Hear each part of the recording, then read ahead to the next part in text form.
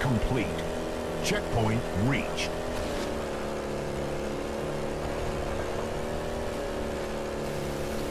Alright, you crazy forgers, I got another map for you.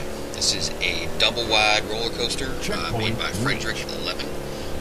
He had help by a guy called xFOohyninJAx. I'm kind of taking a wild guess at how to say that. And also Renock1227. Checkpoint this map is pretty cool.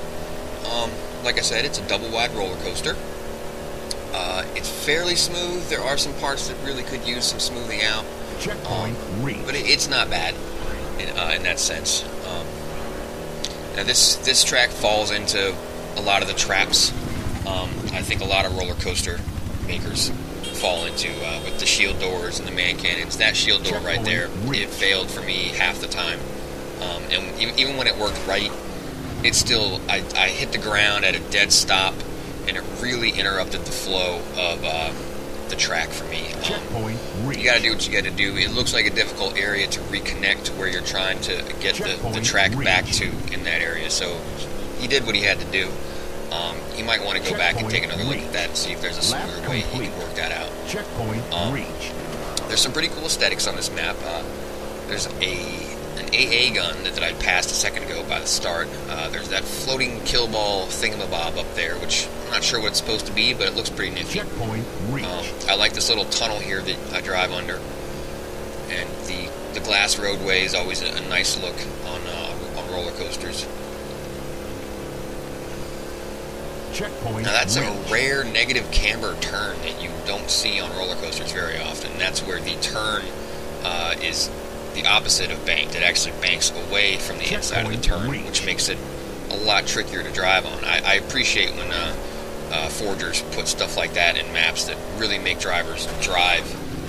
Although it may not be appropriate on a roller coaster. You know, roller coasters, it's meant to be a fun ride. It's not necessarily meant to be a true test of skill.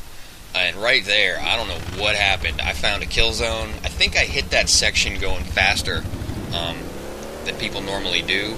And when my mongoose bottomed out, I dipped into a kill zone. I go back here and I take a second stab at it to see basically what happened. You know, I was shocked that I hit it because I'd done several laps and had not had a problem here. So I couldn't find it, so I thought, oh, okay, whatever, and I'll drive with it. I thought maybe I should go back and hop off my mongoose and see what happens, because that actually puts you a little lower to the ground and closer to a kill zone that might be there, and there it was. So there's a kill zone there that's got to be lowered a bit. So all in all, it's a pretty cool track. It needs a little smoothing out at parts.